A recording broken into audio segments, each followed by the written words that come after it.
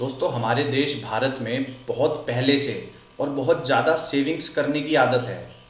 हमारे यहाँ बचपन से ही बच्चों को सिखाया जाता है कि सेविंग्स करना कितनी अच्छी चीज़ होती है। हमें पैसे को बचाना चाहिए, हमें सेविंग्स करनी चाहिए। लेकिन इतनी सेविंग करने के बाद भी आज भी जब हम अपने देश के लोगों को एक अमेरिका जैसे डेवलप्ड कंट्री के लोगों के साथ कंपेयर करते हैं, तो फिर भी हमारी वेल्थ का लेवल उस लेवल पे क्यों नहीं है। आज भी हम लोगों को अपने पैसे को लेके इतनी चिंता क्यों रहती है। आज भी हमने वेल्थ का वो लेवल क्यों नहीं अचीव किया कि हम अपने पैसे को लेके निश्चिंत हो सकें। क्या ऐसा रीज़न है, क्या वो वजह है जिस वजह से हम पैसे के उस लेवल पे आज तक नहीं पहुँचे। इसका सबसे बड़ा कारण है कि सेविंग्स तो हम बहुत ज़्यादा कर रहे हैं, शायद अमेरिका के लोगों से भी ज़्यादा हम सेव कर रहे हैं। लेकिन उस सेविंग के ऊपर जो इनकम जनरेट होती है, जो नया पैसा जनरेट होता है, वो हमारा पैसा उतनी तेज़ी से जनरेट नहीं हो रहा। हमारे पैसे की ग्रोथ रेट कम है। तो क्या वो ऐसा रास्ता है जिस पे हम अपने पैसे को और तेज़ी से ग्रो कर सकते हैं, और क्या वो कोई ऐसी चीज़ है जो अमेरिका का आम आदमी कर रहा है और हमारे देश का आम आदमी नहीं कर रहा आज भी। इन चीज़ों का जवाब है म्यूचुअल फंड। अमेरिका के अंदर अराउंड 54% लोग म्यूचुअल फंड्स ओन करते हैं। उनकी रिटायरमेंट प्लानिंग का एक बहुत बड़ा हिस्सा म्यूचुअल फंड्स होते हैं। और हमारे देश में आज भी सिर्फ 3% लोग ही म्यूचुअल फंड कर रहे हैं। लोगों को पता ही नहीं है कि म्यूचुअल फंड होता क्या है, और इस वजह से वो एक बहुत ही बड़ा मौका गवा देते हैं अपने पैसे को तेज़ी से ग्रो करने का। अगर आप फाइनेंशियल फ्रीडम अचीव करना चाहते हैं, उसमें म्यूचुअल फंड्स का बहुत ही बड़ा रोल है। अगर आप इसको समझते नहीं हैं तो आप एक बहुत ही बड़ी अपॉर्चुनिटी मिस कर रहे हैं। तो आज सबसे पहले समझते हैं कि म्यूचुअल फंड्स होता क्या है। तो म्यूचुअल फंड्स के अंदर क्या होता है कि बहुत सारे छोटे इन्वेस्टर जिनके पास थोड़ा थोड़ा पैसा है इन्वेस्ट करने के लिए, वो अपना सारा पैसा इकट्ठा करके एक फंड में देते हैं। फिर उस पैसे को लेके जो फंड के अंदर फंड मैनेजर होता है या एक्सपर्ट होता है, जिसको एसेट्स की नॉलेज होती है, उसको इन्वेस्टमेंट क्लासेस की अच्छी नॉलेज होती है, उसको पता है किस टाइम पे कहाँ इन्वेस्ट करना है, कहाँ से निकलना है, वो इस पैसे को बेस्ट वे में मैनेज करता है और बेस्ट एसेट्स के अंदर बेस्ट टाइम पे इन्वेस्ट करता है, ताकि आपके पैसे पे बढ़िया रिटर्न आ सके। म्यूचुअल फंड को वो लोग मैनेज करते हैं जिनका ये फुल टाइम काम है, जो फुल टाइम यही देखते हैं कि कहाँ पे बेस्ट अपॉर्चुनिटी है इन्वेस्ट करने की इस टाइम पे, और उनका टारगेट यही होता है कि वो आपके लिए मैक्सिमम रिटर्न जनरेट करें आपके पैसे पे। बहुत बड़े बड़े बैंक्स, बहुत बड़ी बड़ी कंपनीज इस बिजनेस में हैं, वो सब आपको ये फैसिलिटी प्रोवाइड करते हैं, जैसे कि SBI, कोटक, HDFC, ICICI, ये सारे बैंक्स, जितने भी बड़े बड़े बैंक्स हैं और भी कई फाइनेंशियल इंस्टीट्यूशंस आपको म्यूचुअल फंड्स प्रोवाइड करते हैं। अब म्यूचुअल फंड्स के अंदर बेसिकली दो तरीके के फंड्स होते हैं, एक इक्विटी फंड्स और एक डेट फंड्स। इक्विटी का मतलब होता है कंपनीज के शेयर्स में इन्वेस्ट करना, ये सोच के कि वो कंपनी कल को ग्रो होगी और उसकी ग्रोथ से मेरा पैसा भी ग्रो होगा। और डेट फंड्स होते हैं जो कि डेट सिक्योरिटीज के अंदर इन्वेस्ट करते हैं, जैसे कि बॉन्ड्स। जो बड़ी बड़ी कंपनीज होती हैं वो लोन पे पैसा उठाने के लिए बॉन्ड्स इशू करती हैं, और उन बॉन्ड्स के बदले में वो फिक्स्ड इंटरेस्ट पे करती हैं उस लोन पे। इसी तरीके से डेट के अंदर गवर्नमेंट सिक्योरिटीज भी आती हैं, जो कि सरकार लोन लेती है आपसे और आपको उस पर इंटरेस्ट पे करती है। तो बहुत से फंड्स ऐसे होते हैं जो कि इक्विटी में इन्वेस्ट करते हैं, और बहुत से फंड्स ऐसे होते हैं जो कि डेट के अंदर इन्वेस्ट करते हैं। और एक तरीके का फंड ऐसा होता है जो कि दोनों इक्विटी और डेट के अंदर इन्वेस्ट करता है, उसको हम हाइब्रिड फंड या बैलेंस्ड फंड बोलते हैं। तो बैलेंस्ड फंड के अंदर आपका रिस्क भी कम हो जाता है और आपको इक्विटी का एक्सपोजर भी मिल जाता है ज़्यादा ग्रोथ के लिए। तो जिन लोगों को सेफ्टी ज़्यादा चाहिए वो जाते हैं डेट फंड की तरफ, जिसमें बॉन्ड्स और गवर्नमेंट सिक्योरिटीज़ में इन्वेस्ट किया जाता है।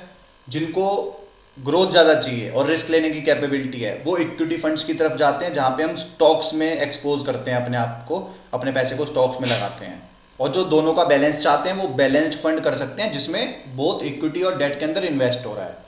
अब आपको कुछ इक्विटी फंड्स के बारे में बता देता हूँ। अगर आपका टारगेट ज़्यादा ग्रोथ है और आप रिस्क लेने की क्षमता रखते हैं, तो आपको इक्विटी फंड्स में इन्वेस्ट करना चाहिए। अब इक्विटी फंड्स कई तरीके के होते हैं। एक मेन चीज है कंपनी के साइज के हिसाब से जो फंड होते हैं। लार्ज कैप फंड्स ये बड़ी कंपनीज के अंदर इन्वेस्ट करते हैं, लार्ज कंपनीज में इन्वेस्ट करते हैं, इसमें रिस्क कम होता है और ग्रोथ भी कम होती है। मिड कैप फंड्स जो कि मीडियम साइज की कंपनीज में इन्वेस्ट करते हैं, इसमें रिस्क भी मीडियम होता है और ग्रोथ भी आपकी मीडियम होती है। ये होता है small cap funds. Small cap funds के अंदर मैक्सिमम रिस्क होता है लेकिन मैक्सिमम ग्रोथ पोटेंशियल भी होता है। जिन लोगों की एज ज़्यादा है, जो कि सेफ्टी ज़्यादा प्रेफर करेंगे, वो ज़्यादा रिस्क लेने की क्षमता नहीं रखेंगे, उनके लिए लार्ज कैप फंड्स सूटेबल रहता है। जिन लोगों की एज अभी कम है और वो ज़्यादा ग्रोथ चाहते हैं और वो थोड़ा रिस्क लेने की क्षमता भी रखते हैं, उनके लिए मिड कैप और स्मॉल कैप फंड्स अच्छे रहते हैं। और अगर कोई चाहता है कि मैं इन तीनों में डाइवर्सिफाई करना चाहता हूँ, मैं तीनों तरीके की कंपनी लेना चाहता हूँ, तो उसके लिए एक तरीके का फंड आता है, वो होता है मल्टी कैप फंड। इसके अंदर जब हम इन्वेस्ट करते हैं तो ये तीनों कैटेगरीज की कंपनीज में इन्वेस्ट करता है एक इक्वल रेशियो में।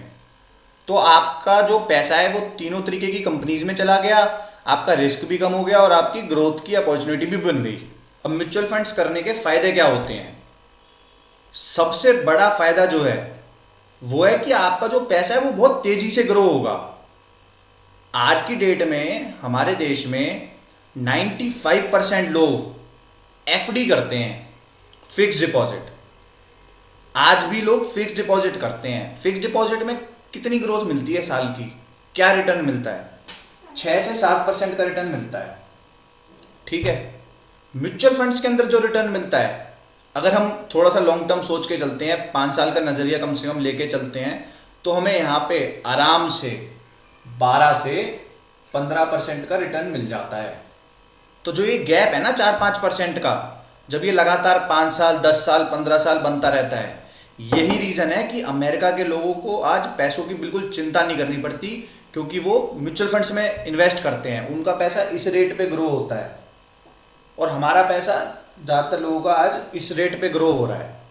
तो यही वो रीज़न है, जब आपका पैसा तेज़ी से ग्रो होगा फिर आपको भी पैसों की चिंता नहीं करनी पड़ेगी। लेकिन उसके लिए आपको थोड़ा लॉन्ग टर्म का नज़रिया रखना होगा और समझदारी से अपने मोस्ट सूटेबल फंड्स में इन्वेस्ट करना होगा। दूसरा बड़ा एडवांटेज क्या है? अब आज आप हो, आप डॉक्टर हो, आप दुकान चलाते हो, आपका कोई अपना बिजनेस है, आप कोई जॉब करते हो, आपको शेयर बाजार का कुछ नहीं पता, ठीक है, लेकिन फिर भी आप चाहते हो आपका पैसा तेजी से ग्रो हो, तो म्यूचुअल फंड आपको वो मौका देता है कि आपको कुछ भी सीखने की जरूरत नहीं है, बस आप पैसा इन्वेस्ट करो और एक एक्सपर्ट जो कि 10, 15, 20 साल से इसी फील्ड में काम कर रहा है, उसको चीज़ों का पता है, उसके पीछे एक बड़ी कंपनी है, उसके साथ और उसकी टीम है पूरी, वो मिलके मेहनत करेंगे आपके पैसे को अच्छे से ग्रो करने के लिए। उसकी एक्सपर्टीज आपको मिल रही है, तो एक्सपर्ट्स आपका पैसा मैनेज करते हैं। आपके अमाउंट पे थोड़ा सा कमीशन चार्ज होता है, लेकिन जिस हिसाब के अच्छे रिटर्न लॉन्ग टर्म में आते हैं, आपको उस कमीशन का फील भी नहीं होगा। तीसरा बड़ा एडवांटेज क्या है? अगर आज हम सोचें कि हमें प्रॉपर्टी में इन्वेस्ट करना है, तो कम से कम भी आपको कितना पैसा चाहिए होगा?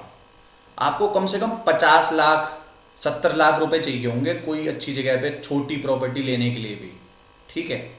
लेकिन म्यूचुअल फंड आपको ये मौका देता है कि आप 1000, 500, 2000 इतने छोटे अमाउंट से शुरू कर सकते हो, शुरुआत कर सकते हो। पैसा बनेगा तो उसके अकॉर्डिंग जितना आप इन्वेस्ट करोगे, लेकिन इसमें एंट्री टू बैरियर नहीं है। इसमें आप थोड़े से पैसे लेके भी अपना काम करना शुरू कर सकते हो और जब आपको ग्रोथ दिखेगी आप अपने आप और पैसा डालोगे। तो इसकी एडवांटेजेस हो गई। अब बात करते हैं कि यहाँ पे आप अगर इन्वेस्ट करना चाहते हो तो कैसे शुरू करना है। तो इसमें आपके पास 2 ऑप्शन आते हैं। एक तो आप लंप सम इन्वेस्टमेंट कर सकते हो। इसके अंदर आप क्या करोगे, आपके पास आज 1 लाख 2 लाख 5 लाख की सेविंग है, तो आप उसको आज के रेट्स पे इन्वेस्ट कर दो, तो ये आपकी लंप सम इन्वेस्टमेंट हो गई। और एक दूसरा रास्ता आता है जो कि है SIP, सिस्टमैटिक इन्वेस्टमेंट प्लान। इसमें हम क्या करते हैं, जैसे कि हमारे कोई लोन की EMI जाती है, उस तरीके से हम अपने बैंक में एक EMI फिक्स करवा देते हैं, 500, 1000, 2000, 5000 अपने हिसाब से। वो हर महीने हमारे अकाउंट से डिडक्ट होता रहेगा, लेकिन इसमें यही है कि ये पैसा आपकी सेविंग्स में जा रहा है, वो पैसा इकट्ठा होता रहेगा, वो म्यूचुअल फंड्स में इन्वेस्ट होता रहेगा और उस पर ग्रोथ होती रहेगी। तो एसआईपी के थ्रू हम डिसिप्लिन से हर महीने पैसा म्यूचुअल फंड्स में इन्वेस्ट कर सकते हैं। इसमें हमें एक साथ में ज़्यादा जोर भी नहीं पड़ता और हर महीने थोड़ा थोड़ा अपना कंट्रीब्यूशन भी होता रहता है। तो एसआईपी के थ्रू इन्वेस्ट करके हम अपने फाइनेंशियल गोल्स के लिए प्लान कर सकते हैं। आज से 5 साल बाद, 10 साल बाद, 20 साल बाद कोई हमारा गोल है या हमारे कोई ऐसा बहुत बड़ा इवेंट आएगा लाइफ में कि बच्चों के लिए प्लानिंग करनी है, घर के लिए प्लानिंग करनी है, तो उन सब चीज़ों के लिए एसआईपी के थ्रू हम प्लान कर सकते हैं। जब हमारा सेविंग्स का फेज़ है तो हम अपने म्यूचुअल फंड्स में एसआईपी करके एक अच्छा अमाउंट एक्यूमुलेट कर सकते हैं, उस पर ग्रोथ का फ़ायदा उठा सकते हैं।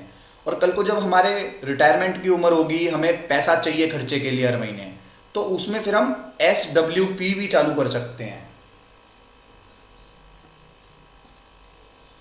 Systematic withdrawal plan. इसमें क्या होता है कि जो एसआईपी कर करके आपका पूरा पैसा इकट्ठा हुआ है, अब आप उस पूरे को नहीं निकालना चाहते, लेकिन हर महीने आपको कुछ पैसे की जरूरत है, तो आप SWP चालू करके हर महीने थोड़ा थोड़ा पैसा उसमें से निकाल सकते हो कि आपके खर्चे भी हो जाएं और जो आपका रिमेनिंग पैसा है उस पर ग्रोथ भी होती रहे। तो इस तरीके से दोनों काम हो जाते हैं। तो अगर आपके कोई भी क्वेश्चंस हैं कुछ और आप म्यूचुअल फंड्स के बारे में सीखना चाहते हो, समझना चाहते हो, या म्यूचुअल फंड्स में इन्वेस्ट करना चाहते हो, अपने लिए बेस्ट सूटेबल स्कीम्स कौन सी हैं ये जानना चाहते हो, तो आप डिस्क्रिप्शन में दिए हुए मेरे मोबाइल नंबर पे मुझे कांटेक्ट कर सकते हो।